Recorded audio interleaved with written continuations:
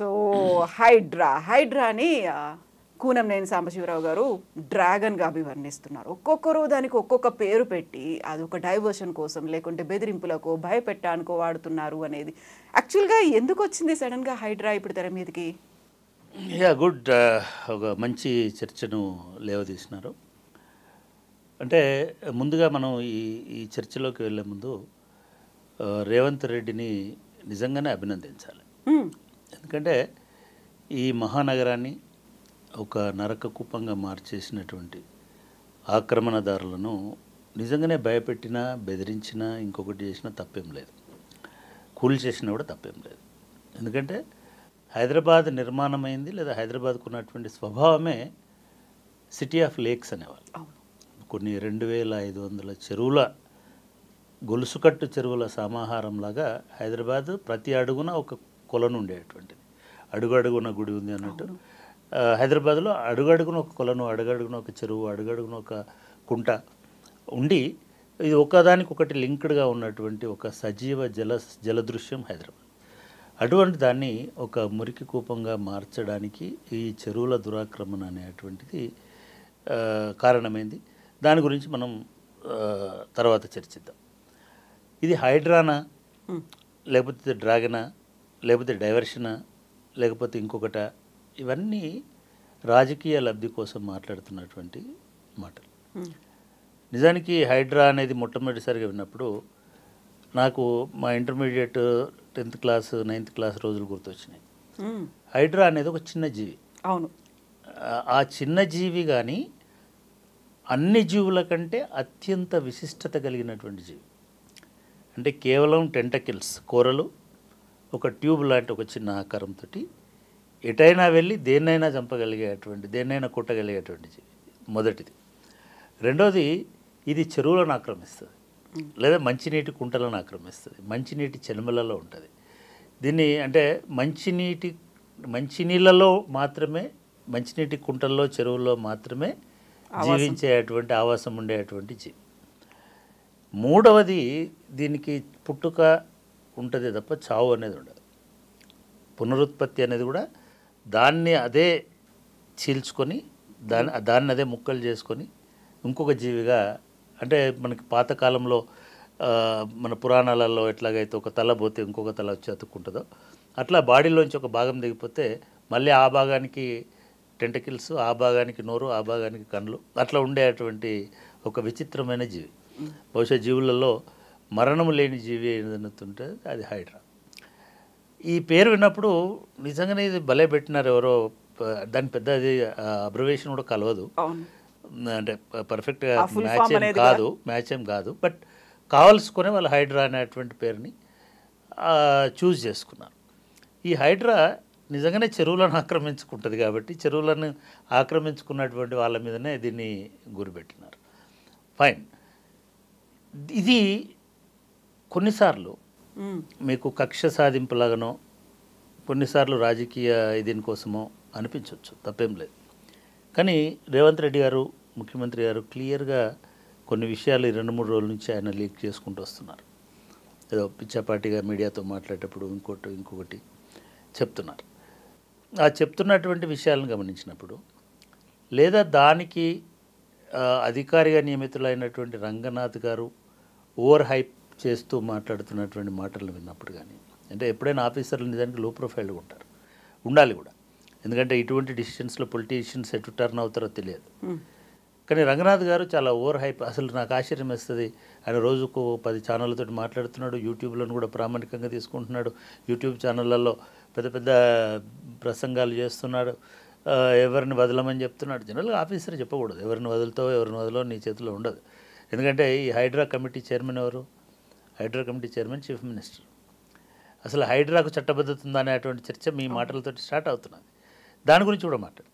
మొత్తానికి ఇవాళ హైదరాబాద్లో ఒక సంచలనం క్రియేట్ చేయడానికి, ఒక సెన్సేషన్ క్రియేట్ చేయడానికి, అదేవిధంగా మీరు అంటున్నట్టుగా కొందరిని భయపెట్టడానికి, కొందరిని బెదిరించడానికి. బెదిరించడం మిమ్మల్ని నన్ను ఎవడు భయపెట్టలేడు, ఎవరు బెదిరించలేరు. ఎవరైతే ఆక్రమించుకున్నారో వాళ్ళందరూ భయపెడతారు. అది అక్కినే నాగార్జున అయ్యొచ్చు, లేకపోతే ఇంకోలా ఉండొచ్చు. ఆక్రమణదారులు చివరికి తిరుపతి రెడ్డి అయ్యి ఉండొచ్చు. ఎందుకంటే నేను రేవంత్ రెడ్డి గారు స్పష్టంగా చెప్తున్నారు, నా తమ్ముడైనా నా అన్నైనా ఇంకోళ్ళైనా నా కుటుంబ సభ్యులైనా కూడా నేను హైడ్రాను పంపిస్తాను, దాన్ని వెనక్కి తగ్గేటువంటి సమస్య లేదు. నిన్న మొన్న అటువంటి లెటర్లు వెళ్ళడము అటువంటి ఉత్తర్వులు వెళ్ళడం జరిగింది. కాబట్టి ఈ నేపథ్యంలో మనం ఖచ్చితంగా ఈ ముఖ్యమంత్రి తీసుకున్నటువంటి చర్యను ఖచ్చితంగా సమర్థించాలి. ఖచ్చితంగా ఇది కొనసాగేటట్టుగా చూడాలి. ఖచ్చితంగా ఈ పోలీస్ వారి మధ్యలో ఆపేసి రేవంత్ రెడ్డి అర్ధాంతరంగా నిష్క్రమించకుండా కాపాడగలగాలి అనేటువంటి అభిప్రాయం అయితే నాకు చాలా స్పష్టంగా ఉంది. ఇకపోతే రెండవది, అసలు ఈ ఆక్రమణలకు కారణం ఎవరు? నిజంగానే ఇది కక్ష సాధింపుతో చేస్తున్నారా? కక్ష సాధింపుతో చేస్తున్నారు అని అంటే అసలు ఆక్రమణ లేని చోటికి పోయి హల్చల్ చేస్తే ఇది కక్ష సాధింపు కోసం, బెదిరించడం కోసం అని అనుకోవచ్చు. అక్కినేని నాగార్జున గారు తన ఇన్కన్వెన్షన్ సెంటర్ని చెరువులో కట్టినాడు అనేటువంటిది గతంలోనే ఎస్టాబ్లిష్ అయినటువంటి వాస్తవం. దాంట్లో 2.5 ఎకరాలు 2 ఎకరాలు చెరువు శిఖం భూమి ఉంది, ఎఫ్టీఎల్లో ఉంది అని గతంలో ఇచ్చినటువంటి నివేదికలు, మ్యాపులు చూస్తే మనకు అర్థమవుతుంది. సరే, దాని మీద కోర్టు కేసు ఉందా, కోర్టు ఏమన్నా దాన్ని స్టే ఇచ్చిందా అని అంటే అది కోర్టులకు ఉన్నటువంటి అంశం. ఇప్పుడు కూల్చేసి కూడా 3 రోజులు అయింది, 4 రోజులు అయింది, కోర్టులు ఏమి జోక్యం చేసుకోవు. ఇప్పుడు ఇంకా అయిపోయింది, దాన్ని నేలమట్టం చేసినారు. అయితే ఇది న్యాయము అన్యాయము ఎంతవరకు అనే చర్చలోకి పోకపోతే ఇది ఒక భయాన్ని అయితే క్రియేట్ చేసింది. నాగార్జున లాంటి వాళ్ళనే కొట్టేసినారు అనేటువంటి భయం అయితే ఇవాళ ఆక్రమణదారులందరిలో కలిగింది. అన్యాపదేశంగా రంగనాథ్ గారు కూడా అదే చెప్తున్నారు, మేము భయం క్రియేట్ చేస్తాం, భయంతో అవగాహన వస్తుంది. ఇది పోలీస్ నైజం. పోలీసులకు ఉండేటువంటి ఏంటంటే ఒక ఎన్కౌంటర్ చేస్తాం, ఎన్కౌంటర్ తోటి ఒక భయం వస్తుంది. భయం వస్తే ఎవరు నక్సలైట్లకు అన్నం పెట్టరు, సో దాంతో సెటరేట్ అయిపోతుంది. అట్లాగే సారా బట్టీలు కాల్చే వాళ్ళను వెళ్ళి వాళ్ళను ఒకసారి ధ్వంసం చేసి అందరిని పీడే యాక్ట్ పెట్టేసి ఇంకొకటి చేసేస్తే భయం వస్తుంది. భయం అంటే నేను అంటున్నా, భయంలోంచి మాత్రమే న్యాయం రాదు, అవగాహనతో కూడా న్యాయం వస్తుంది, చట్ట పరిధిలో పనిచేయడం వల్ల కూడా న్యాయం వస్తుంది. సరే, ఆ చర్చలోకి మనం పోకపోతే ఇప్పటి వరకు అయితే హైదరాబాద్లో ఒక భయం అయితే ఇవాళ ఆవరించింది. హైడ్రా అనేది ఎట్లాగైతే హైడ్రాకున్న ఇంకొక లక్షణం ఏంటంటే అది ఎటైనా పోతుంది, ఎటు అయినా పోగలిగే ఒకే జీవి హైడ్రా. అమీబా, హైడ్రా రెండు వాటికి దిశ సంబంధం లేదు. మనిషి ముందుకైనా నడుస్తాడు, జాగ్రత్త వెనకకైనా నడుస్తాడు. ఇటు సైడ్కి ఈ యాంగిల్లో నడవడం అనేది 360 అది సాధ్యం కాదు. హైడ్రా 360 డిగ్రీస్లో ఏ యాంగిల్లోనైనా నడవగలుగుతుంది. అంటే అది వెనకకైనా రాగలుగుతుంది, ముందుకైనా పోగలుగుతుంది. కాబట్టి ఇది ఒకంతకైతే ఇప్పటి వరకు ఉన్నటువంటి దీంట్లో ఇది మంచిది. కానీ 3-4 అంశాలు ప్రధానంగా బయటకు వస్తున్నాయి. ఒకటి, దీనికి ఉన్న చట్టబద్ధత ఏమిటి అంటే నిజంగానైతే ఇప్పుడున్నటువంటి దాంట్లో హైడ్రా కొత్తది అనుకుంటున్నారు. హైడ్రా కొత్తది కాదు. హైడ్రా పోలీస్ అనుకుంటున్నారు. హైడ్రా పోలీస్ కాదు, మున్సిపల్ యాక్ట్, జిహెచ్ఎంసీ యాక్ట్. అది కూడా నాట్ ఆల్ మున్సిపాలిటీస్కి జనరల్ యాక్ట్ కాదు. ఇది greater Hyderabad municipal MCH act ఒరిజినల్గా, municipal corporation of Hyderabad act. ఆ తర్వాత జిహెచ్ఎంసీ యాక్ట్ అయిన తర్వాత జిహెచ్ఎంసీ యాక్ట్లో ఎన్ఫోర్స్మెంట్ అండ్ విజిలెన్స్ సెల్ అనేటువంటిది ఒకటి ఉంది. Hyderabad municipal corporation enforcement and vigilance cell. ఈ ఎన్ఫోర్స్మెంట్ విజిలెన్స్ సెల్ అనేది మున్సిపల్ అడ్మినిస్ట్రేషన్లో పని భాగం. కాకపోతే దీనిలో ఎన్ఫోర్స్మెంట్ విజిలెన్స్ అని అంటే పోలీస్ కావాలి కాబట్టి అందులో పోలీసులను తీసుకొని చేస్తుండేవాళ్ళు. గతంలో కూడా చాలామంది పోలీసు డిఎస్పీ స్థాయి అధికారులు, ఎస్పీ స్థాయి అధికారులు, సిఐల స్థాయి అధికారులు ఆ ఎన్ఫోర్స్మెంట్లో ఉంటారు. ప్రతి మున్సిపల్ అడ్మినిస్ట్రేషన్లో ఉంటారు. ఈవెన్ జిహెచ్ఎంసీ తర్వాత ఉన్నది ఏంటి హెచ్ఎండిఏ. హెచ్ఎండిఏలో కూడా అటువంటి ఒక సెల్ ఉంటుంది. దాని కూడా ఒక డిఎస్పీ స్థాయి అధికారి, దాని కూడా ఇన్ఛార్జ్గా ఉంటాడు. అటువంటిది చట్టబద్ధంగా మున్సిపల్ యాక్ట్ ప్రకారం ఏర్పడినటువంటి బాడీ. దాన్నే పేరు మార్చినారు. ఆ ఎన్ఫోర్స్మెంట్ సెల్లే, విజిలెన్స్ అండ్ ఎన్ఫోర్స్మెంట్ సెల్లే ఇప్పుడు హైడ్రా లాగా దానికి పేరు మార్చిన తప్ప. కాబట్టి దీనికి చట్టబద్ధత ఉందని అనుకోవాలి డెఫినెట్గా. కానీ ఇంతకంటే మెరుగైనటువంటి వ్యవస్థను ఏర్పాటు చేసి ఉండొచ్చు కదా. రెండవ వాదన ఏమనిపిస్తుందంటే ఈ యాక్ట్ వచ్చి 30 సంవత్సరాలు 40 సంవత్సరాలు అవుతుంది. హైడ్రా ఇప్పుడెందుకు నిద్రలేచింది? హైడ్రా ఇప్పుడెందుకు వచ్చింది? నేనేమంటున్నానంటే ఈ 30 ఏళ్ళు నిద్రపోయినందుకు బాధపడాలా? ఇప్పుడు వచ్చినందుకు ఇప్పుడు నేను నిద్రపోయి వచ్చినందుకు నిందించాలా? సరే, నిద్ర అయితే లేచింది కదా, ఇది మంచిదే కదా. కాబట్టి దానికి కూడా ఆ వాదన కూడా పసలేదు. ఇప్పుడు ఎందుకు నిద్ర లేచినారు, ఇప్పుడే ఎందుకు వచ్చి మొదలు పెట్టినారంటే ఎప్పుడో ఒకసారి మొదలు పెట్టాలి కాబట్టి ఇప్పుడు మొదలుపెట్టారు. ఈ హైడ్రా ఇప్పుడు హఠాత్తుగా నిద్ర లేచి ఈ 30 సంవత్సరాల నుంచి ఇచ్చుకుంటూ వచ్చినటువంటి పర్మిషన్లన్నింటినీ రద్దు చేసి ఈ 30 సంవత్సరాల నుంచి ఇచ్చినటువంటి అనుమతులు, కన్స్ట్రక్షన్స్, నిర్మాణాలు, కరెంటు కనెక్షన్లు, వాటర్ కనెక్షన్లు ఇచ్చిన తర్వాత ఇప్పుడు పోయి దాడులు చేయడం వలన ఇది రాజ్యాంగ సంక్షోభం. పెద్ద మాటనే కావచ్చు కానీ న్యాయ వివాదం అనుకుందాం. న్యాయ వివాదం కూడా రాజ్యాంగం నుంచే వస్తుంది. ఒక మనిషికి ఉండే హక్కులను హరించి వేసేటువంటి హక్కు ఈ హైడ్రాకు ఉంటుంది. అక్కడ మాత్రం ఉండదు అనేటువంటి విషయాన్ని చెప్పగదప్ప. ఎందుకంటే మీ ప్రభుత్వమే ఈ ఇల్లు కట్టుకోవడానికి పర్మిషన్ ఇచ్చింది, మీ ప్రభుత్వమే దానికి కరెంటు కనెక్షన్ ఇచ్చింది, మీ ప్రభుత్వమే దానికి, ఇదే మున్సిపాలిటీ ఏ విజిలెన్స్ అయితే భాగమైందో, ఏ హైడ్రా అయితే జిహెచ్ఎంసీలో భాగమో, అదే మున్సిపల్ కార్పొరేషను అన్ని రకాల అనుమతులు ఇచ్చిన తర్వాత ఒక సామాన్యుడు కట్టుకున్నాడు అనుకోండి. మీరు గండిపేటలో గొలగొట్టినటువంటి చూసినా, శాస్త్రీపురం అని ఎక్కడో గొలగొట్టినవి చూసినా, లేకపోతే ఫిలిం నగర్ దగ్గర ఎక్కడో, ఫిలిం నగర్ కాదు నానక్రామ్గూడలో కూలగొట్టిన, ఇవి ఏవి కూడా కమర్షియల్ కాదు, మనుషులు నివాసం ఏర్పాటు చేసుకున్నటువంటివి. ఈ నివాసం ఎందుకు ఏర్పాటు చేసుకున్నారు, వాళ్ళకి చెరువు అని తెలియదా, వాళ్ళు ఆక్రమణ అని తెలియదా అని చాలామంది మాట్లాడుతున్నారు. కానీ చాలా సందర్భాలలో రంగనాథ్ గారే ఒక చోట చెప్పారు, సర్వే నెంబర్లను ట్యాంపర్ చేసి కూడా, వేరే సర్వే నెంబర్ వేసి కూడా దానికి అనుమతులు తీసుకొచ్చుకొని కన్స్ట్రక్షన్స్ కట్టినటువంటి వాళ్ళు ఉన్నారు. మనం ఈ యూట్యూబ్ ఛానళ్ళలో వస్తున్నటువంటి చూస్తుంటే ఎవరో ఒక ఐటీ ఎంప్లాయీ హైటెక్ సిటీకి దగ్గర ఉంటుందో, లేకపోతే అటే ఫైనాన్షియల్ డిస్ట్రిక్ట్ దగ్గర ఉంటుందో, లేకపోతే వాళ్ళ బడ్జెట్లో వస్తుందని ఎక్కడో ఒక ఫ్లాట్ కొనుక్కున్నా. ఆ ఫ్లాట్ కొనుక్కునేటువంటి ఫ్లాట్ కొనుక్కోవడమే కాకుండా బ్యాంకు లోన్ కూడా తీసుకున్నారు. బ్యాంకులు సునిశ్చితంగా పరిశీలిస్తాయి. కానీ మీ మున్సిపాలిటీ ఇచ్చిన డాక్యుమెంట్లన్నీ దొంగ డాక్యుమెంట్లు, తప్పుడు డాక్యుమెంట్లు. మున్సిపాలిటీ పర్మిషన్ ఇచ్చి డాక్యుమెంట్లన్నీ కరెక్ట్గా ఉన్నట్టుగా ట్యాంపర్ చేసిన తర్వాత బ్యాంకు కూడా ఏం చేయలేదు. సో వాళ్ళు కూడా లోన్ ఇచ్చినారు. ఇటువంటి వాళ్ళ సమస్యలు వస్తే ఏం చేయాలనేది వాళ్ళ హైడ్రా ముందున్నటువంటి పెద్ద సవాలు. ఇది భవిష్యత్తులో న్యాయ వివాదాలకు కూడా దారితీస్తుంది. ఇవాళ న్యాయస్థానాలు కూడా ఎట్లున్నాయంటే వ్యక్తి ప్రయోజనం ఇంపార్టెంట్ రాష్ట్ర ప్రయోజనం కంటే, సమాజ ప్రయోజనం కంటే. ఎందుకంటే లా ఇట్ సెల్ఫ్ వ్యక్తి ప్రయోజనమే ముఖ్యమని చెప్తుంది, వ్యక్తిని కాపాడాలని చెప్తుంది. కానీ ఆ వ్యక్తి వలన సామాజిక ప్రయోజనాలు దెబ్బతింటున్నాయి, ఆ వ్యక్తి వలన ఎన్విరాన్మెంట్ దెబ్బతింటుంది, ఆ వ్యక్తి వలన జీవ వైవిధ్యం దెబ్బతింటుంది, అనేక జీవులు నాశనం అవుతున్నాయి అనేటువంటి అంశాన్ని కోర్టులు పెద్దగా పట్టించుకో. కాబట్టి అది నాగార్జున వ్యాపార సంస్థ అయినా, వాణిజ్య సంస్థ అయినా, లేదా ఇంకొక కాలేజ్ అయినా, ఇంకొకటైనా, దాని సామాజిక ప్రయోజనం ఏమిటి అనేది చూడకుండా ఇమీడియట్గా కోర్టులు స్టే ఇవ్వడం అనేటువంటిది జరుగుతుంది. కోర్టుల ఇంటర్వెన్షన్ అనేది జరుగుతుంది. ఏ సంస్థ కూడా కోర్టుల జోక్యానికి అతీతం కాదు. రాజ్యాంగ సంస్థ అయినా సరే కోర్టుల జోక్యం అనేది తప్పనిసరి అవుతుంది. దీనివలన కొంత ఏమైనా గ్యాప్ వస్తుందేమో చెప్పలేము. ఇది రెండవ అంశం ఈ హైడ్రా విషయం. సో ఇప్పుడు ప్రధానంగా వినిపిస్తుంది ఇంకొక వాదన కూడా, ఎందుకు బయ్యర్ల మీద పడ్డారు, బిల్డర్ల మీద పడలేదు అనేది. ఎవరైతే లేఅవుట్లు చేస్తున్నారో వాళ్ళని ఎందుకు ఈ రియల్టర్లు వాళ్ళని ఏమీ అనట్లేదు, కేవలం కొనుక్కున్నారు, వాళ్ళు లోన్ తీసుకుపెట్టుకున్నారు, వెళ్ళి ఆ ఇల్లు కూల్చేస్తున్నారు అనేది ఒక వాదన వినిపిస్తుంది. దీంతో పాటుగా అసలు చెరువులు అనేవి విపరీతంగా కబ్జా అయిపోయాయి. మీరు చెప్పినట్టుగా లేక్ సిటీ ఆఫ్ హైదరాబాద్ అది కూడా మారిపోయి ఇప్పటికీ మిగిలిపోయినవి ఏమైనా ఉంటే 60% కూడా లేవు మిగిలిపోయిన చెరువుల్లో కూడా, ఎంక్రోచ్మెంట్లు అన్నీ పోయిన తర్వాత. అసలు ఆద్యులు ఎవరు అనుకోవాలి దీనికి, ఎందుకు? అంటే ఇది చాలా మంచి ప్రశ్న. చాలా ఇప్పుడు మాట్లాడుతున్నట్టుగా బయటకు వస్తున్నట్టుగా ఏదో హైడ్రా వస్తుంది కాబట్టి చప్పట్లు కొడదాం, ఇదే సమాజము రేపు నిజంగానే హైడ్రా కనుక ఇప్పుడు ఇంకా మీరు అన్నట్టుగా బయర్ల దాకా పోయినారు కొన్ని చోట్ల, బడా బయర్లు అనుకుందాం.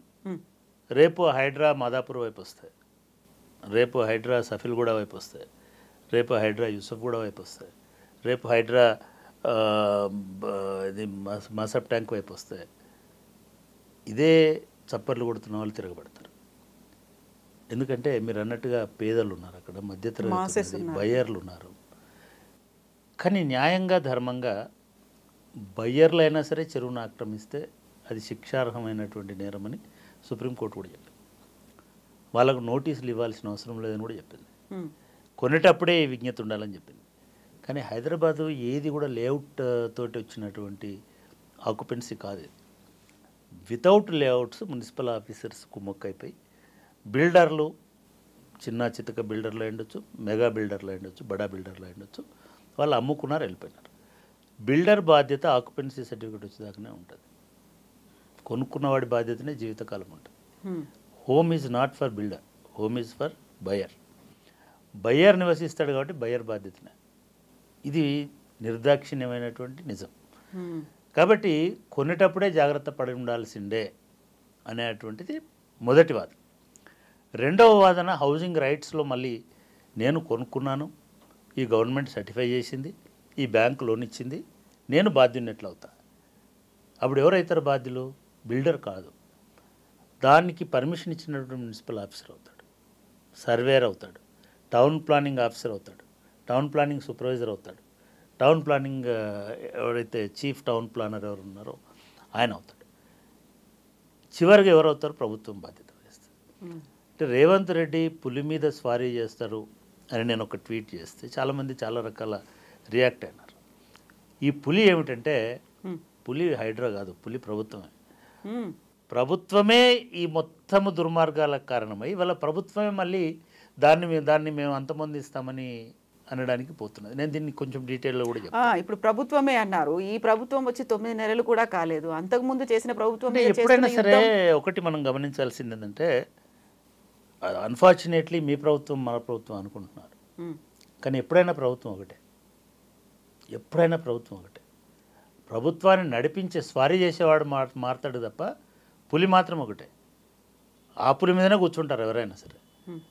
ఇవాళ మీ ప్రభుత్వం అట్లా చేసింది, మా ప్రభుత్వం గొలగొడుతుందని అనడం అనేది తప్పు. మీ ప్రభుత్వం చేసిన దానికి మీ ప్రభుత్వాన్ని పరిపాలించిన రాజకీయ నాయకులకు బాధ్యత కాదు. రూల్స్ని ప్రొటెక్ట్ చేయడానికి భారతదేశంలో డాక్టర్ బాబాసాహెబ్ అంబేద్కర్ ఇటువంటి కుక్కమూతి పుందలు రేపు రాజ్యాంగాధికారంలోకి వస్తాయి, వాళ్ళు ప్రధానులు అవుతారు, ముఖ్యమంత్రులు అవుతారు, పాలకులు అవుతారు. కాబట్టి స్వతంత్రంగా రాజ్యాంగం ప్రకారం, శాసనాల ప్రకారం, రూల్ ప్రకారం నడిచేటువంటి బ్యూరోక్రసీ అనేటువంటి ఒక సెకండ్ పిల్లర్ని ప్రతిష్ఠింపజేసినాడు. ఓన్లీ పొలిటికల్ లీడర్సే రూలర్స్ కాదు భారతదేశంలో. అన్ఫార్చునేట్లీ అనుకుంటున్నారు. చంద్రశేఖరరావు, కేసీఆర్ నేనే రూలర్ అనుకుంటాడు. రేవంత్ రెడ్డి గారు నేనే రూలర్ అని ఆయన కూడా గట్టిగా కూర్చొని ఉంటాడు. రూలర్స్ మీరు కాదు, మీరు రూల్ మేకింగ్ మాత్రమే చేస్తారు. రూల్ అడ్మినిస్ట్రేషన్ రంగనాథ్ చేస్తాడు, రూల్ అడ్మినిస్ట్రేషన్ ఇంకొక పోలీస్ ఆఫీసర్ చేస్తాడు, ఇంకొక చీఫ్ సెక్రటరీ చేస్తాడు. అది ప్రభుత్వం. ఎవరైతే ప్రభుత్వం ఇంకో రెండవ లక్షణం నేను చెప్తా, ప్రభుత్వం శాశ్వతమైనది, 5 సంవత్సరాల కోసం ఉండే ప్రభుత్వం కాదు. పార్టీ 5 సంవత్సరాల కోసం ఉంటుంది. ఆ పార్టీ 5 సంవత్సరాల అధికారంలో ఉండొచ్చు, 10 ఉండొచ్చు, గెలిచినంత కాలం ఉండొచ్చు. కానీ ప్రభుత్వం అనేది ఒక కంటిన్యూటీ. తెలంగాణ ప్రభుత్వమే, గత ప్రభుత్వమైనా తెలంగాణ, కేసీఆర్ సొంత ఆస్తి కాదు, కేసీఆర్ ప్రభుత్వం అంటారు అందరూ. కేసీఆర్ వాళ్ళ చింతమడక ప్రభుత్వం అదేమన్నా రాచరికమా? అది ఇదేమో రేవంత్ రెడ్డి ప్రభుత్వమా? ఇదేమన్నా కొండారెడ్డిపల్లి రెడ్డితనమా? కాదు కదా. Government is government.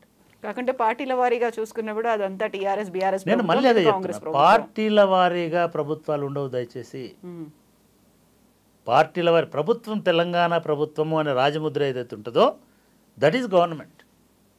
అక్కడ ఎవరున్నారు? రేవంత్ రెడ్డి గారు ఉన్నారా, లేదా కేసీఆర్ గారు ఉన్నారా, లేకపోతే ఇంకొక ఆయన ఉన్నాడా? ఇది కాదు.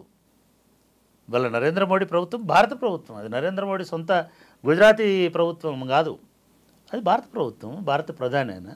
అట్లా రేవంత్ రెడ్డి గారు తెలంగాణ ముఖ్యమంత్రి, కేసీఆర్ గారు తెలంగాణ ముఖ్యమంత్రి గతంలో. సో ఇది ప్రభుత్వం. ఈ ప్రభుత్వ విధానం అనేటువంటిదే ప్రామాణికత అడ్మినిస్ట్రేషన్కి. ఇందాక చెప్పా, మున్సిపల్ యాక్ట్లో ఉన్నది కాబట్టి హైడ్రా మాట వినాలా. మున్సిపల్ యాక్ట్లో విజిలెన్స్ చేయమని ఉంది, అదేవిధంగా ఎన్ఫోర్స్మెంట్ చేయమని ఉంది, కూలగొట్టమని కూడా ఉంది. కాబట్టి కూలగొడతారు. ఇక్కడ ప్రభుత్వముకు వర్సెస్ ప్రజలకు గొడవ వస్తుంది రేపు. ఎప్పుడు ప్రాబ్లం అవుతుందంటే, ఇవాళ నేను చూశాను, దుర్గం చెరువులో కట్టుకున్నటువంటి చాలామందికి నోటీసులు ఇచ్చారు, కావూర్ హిల్స్లో చాలామందికి నోటీసులు. నిజంగా కూడా నేను మన వ్యూవర్స్కి అర్థం అవ్వడానికి ఈ దుర్గం చెరువు, కావూర్ హిల్స్, జూబ్లీహిల్స్లో ఉన్న చెరువుల గురించి ఒక చిన్న ఇది చెప్తాను. నేను హైదరాబాద్లో ఆంధ్రజ్యోతిలో పనిచేస్తున్నటువంటి కాలం అంటే 88, 87, 86, 87 నుంచి 90 మధ్య కాలంలో ఆంధ్రజ్యోతి అంటే పంజాగుట్ట చౌరస్తా వరకే రోడ్డు. పంజాగుట్ట చౌరస్తా నుంచి ఆ శ్మశాన వాటిక నుంచి director road number 1 Banjara hills అని అక్కినే నాగేశ్వరరావు వాళ్ళ ఇల్లు ఉండేది. నాగేశ్వరరావు గారి ఇల్లు, అదేవిధంగా సుబ్బరామరెడ్డి గారి ఇల్లు, ఎలీట్ ఇళ్ళన్నీ ఆ బంజారా హిల్స్ ఆ ఒక్క రోడ్లో రోడ్ నెంబర్ 1లో ఉండేటి. ఆ నుంచి మిగతా రోడ్స్ వచ్చేటి.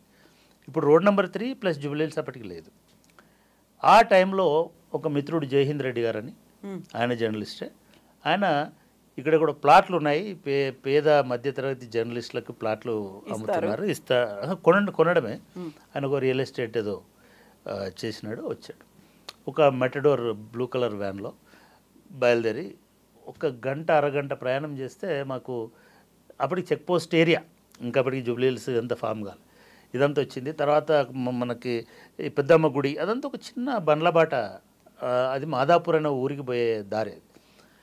ఆ దారిలో వెనక మధ్యలో సగం మంది దిగి వచ్చేసిన. నేను అప్పుడు స్టూడెంట్ను ప్లస్ జర్నలిస్ట్ని కూడా, నేను పెద్ద నాకు ఆసక్తి లేదు, ఓరియంటేషన్ లేదు, కానీ చాలామంది నా మిత్రులు పోయినారు. 42 రూపాయలు 45 రూపాయల గజం కొనుక్కున్నాను. మేము అక్కడ ఎందుకు దిగి మధ్యలో వచ్చినామంటే అది ఒక పెద్ద అడవి, చెరువు. ఆ చెరువే దుర్గం చెరువు. ఆ చెరువు అవతల ఈ ప్లాట్లు ఉన్నాయి. ఇప్పుడు హైటెక్ సిటీకి మాదాపూర్కు మధ్యలో పత్రికా నగర్ అని ఉంది, అదే ప్లేసు.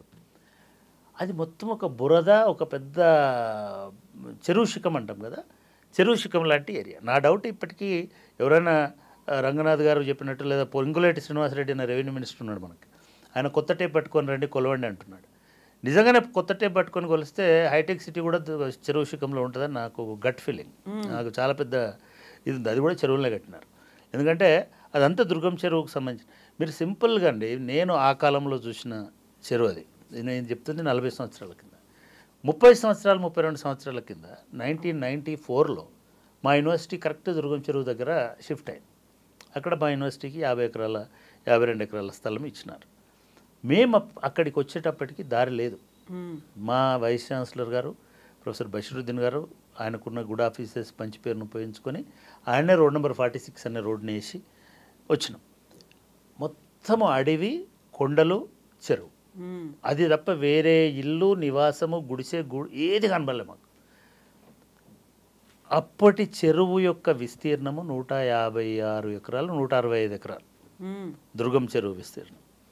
ఆ దుర్గం చెరువు ఒక బ్యూటిఫుల్ న్యాచురల్ లేక్, సహజ సిద్ధమైన చెరువు.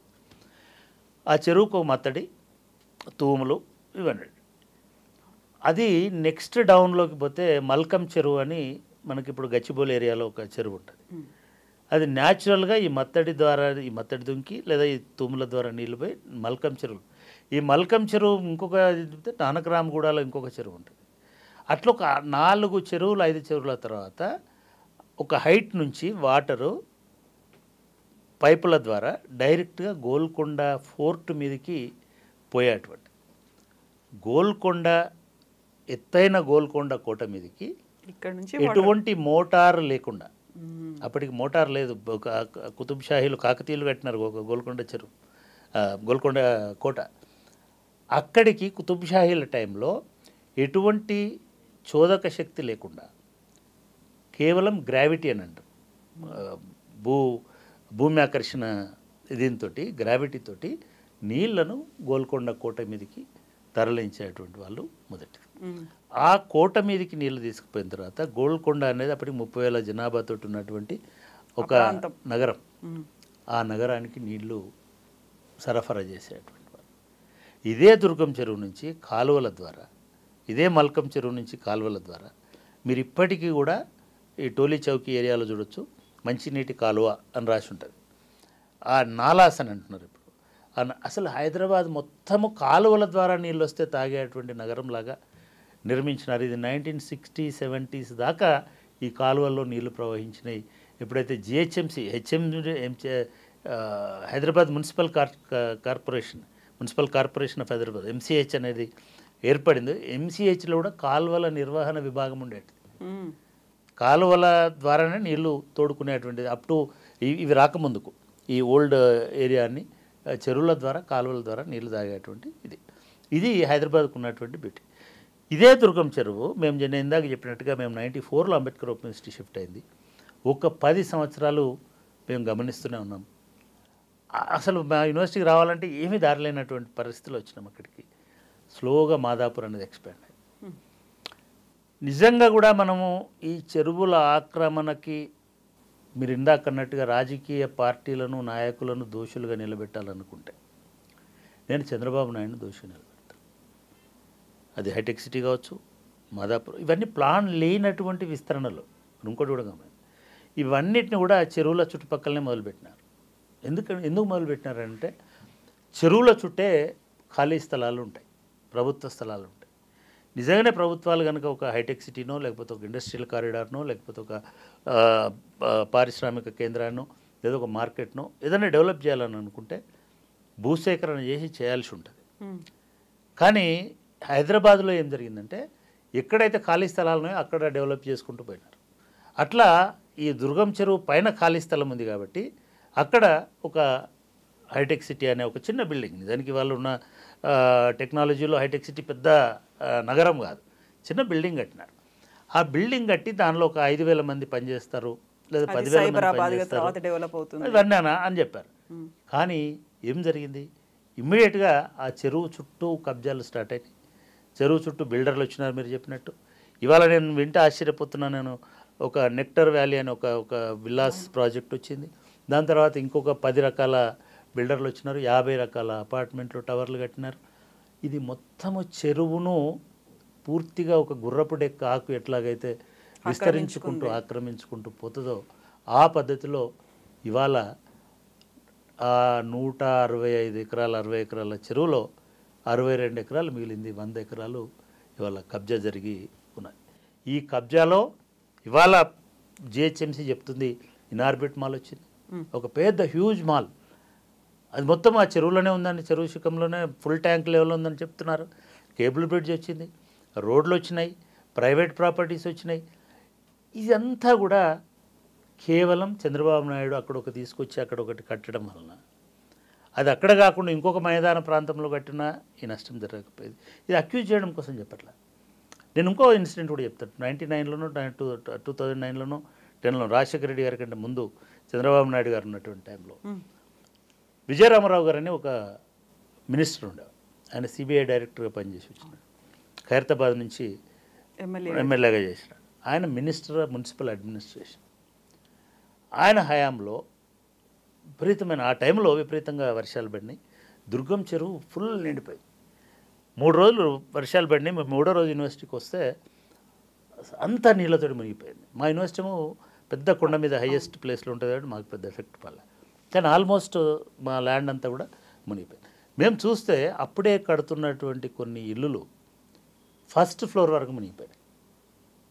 అంటే ఇళ్ళల్లోకి నీళ్ళు వచ్చినాయా, చెరువుల్లోకి ఇళ్ళు వచ్చినాయా? చెరువు తన సహజ పరిమాణంతో విస్తరించుకుంటూ వచ్చింది. ట్రస్ట్ మీ, ఒక 500 ఇళ్ళను ఐడెంటిఫై చేసిన మేము గుట్ట మీద నిలబడి ఇది మునిగింది, అది మునిగింది, ఇది మునిగింది. 500 ఇళ్ళు చెరువులనే కట్టినారు. 500 ఇళ్ళు చెరువులనే కట్టినారు. ఏం చేసినారో తెలుసా, అది ఇంకా వర్షాలు పడుతున్నాయి. రాత్రి 1 గంట కావాలనుకుంటే ఎవరైనా సరే రికార్డ్స్ వెరిఫై చేయొచ్చు.